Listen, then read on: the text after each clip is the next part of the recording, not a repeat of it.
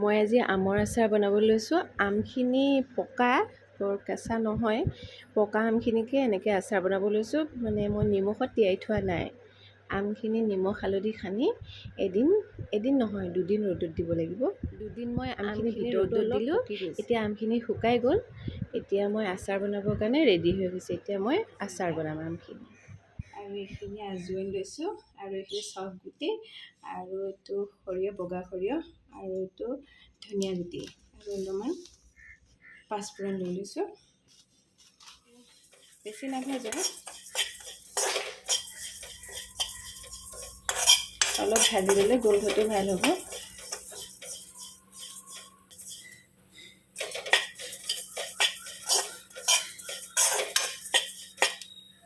বেছি গুড়ি হোৱা নাই, অলপ ডাঠ হৈ আছে, মানে গোটা গোটা হৈ আছে অলপ। সেনেকৈ ৰাখি দিছোঁ। এতিয়া মই আমখিনি এখন কেৰাহীত দি লওঁ। কেৰাহী বা যিকোনো পাত্ৰ ল'ব পাৰি। বেছি আচাৰ নহয়, অলপমানহে, সেইকাৰণে সৰু কেৰাহী এখনকে লৈ লৈছোঁ।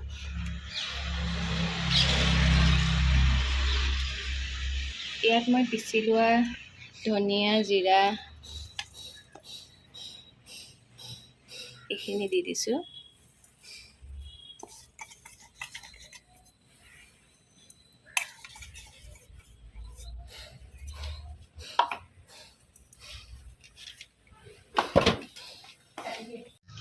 ইয়াত অলপমান মই ৰেড চিলি, ঘৰতে বনোৱা শুকান জলকীয়া গুড়ি, এইখিনি অলপ দি দিম।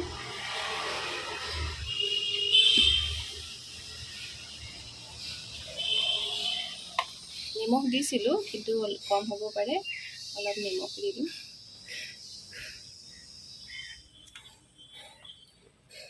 আৰু এতিয়া এইখিনি অলপ সানি ল'ম শুকানে।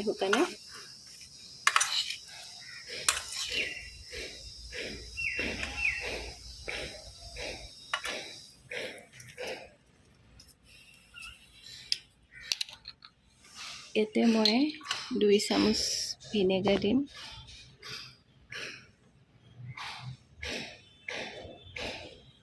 দুই চামুচ মই অকণমান বেছিয়ে দিছোঁ।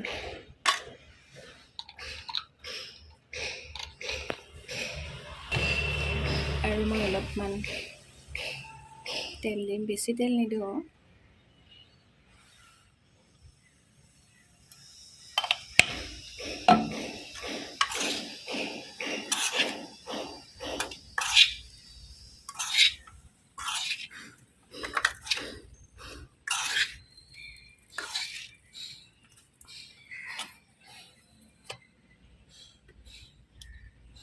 তেল অলপ কম হ'ল, আৰু অলপ দি দিছোঁ।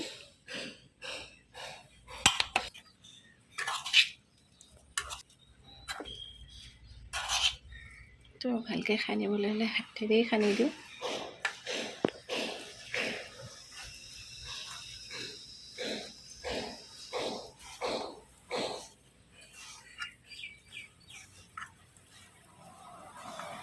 এতিয়া হাতেৰে সানিলে ইমান গেলি যোৱাৰ চান্স নাথাকে, যিহেতু শুকাই আছে। পিছতহে হাত লগালে অলপ বেয়া হ'ব, সেইকাৰণে মই হাতেৰে সানি লৈছোঁ। মিক্স কৰি লৈছোঁ।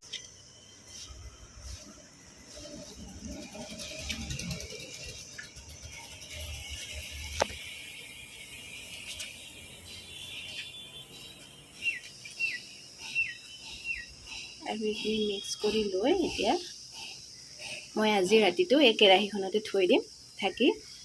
তাৰপিছত কাইলৈ এটা পূৰা বটলত ভৰাই পেলাম। সেইকাৰণে এদিন ৰ'দত দিলোঁ। এতিয়া মছলাটো পূৰা লাগি ধৰিলে। এতিয়া আৰু মই টেমা এটাত ভৰাই থৈ দিম আচাৰখিনি। তেল দিম, আৰু এতিয়া তেল দি পূৰা আচাৰ ৰেডি হৈ গ'ল। বটলত ভৰাই থৈছোঁ, টেমাত ভৰাই দিছোঁ। 2 দিনমানৰ পিছত তেল বেছিকৈ দি থৈ দিম।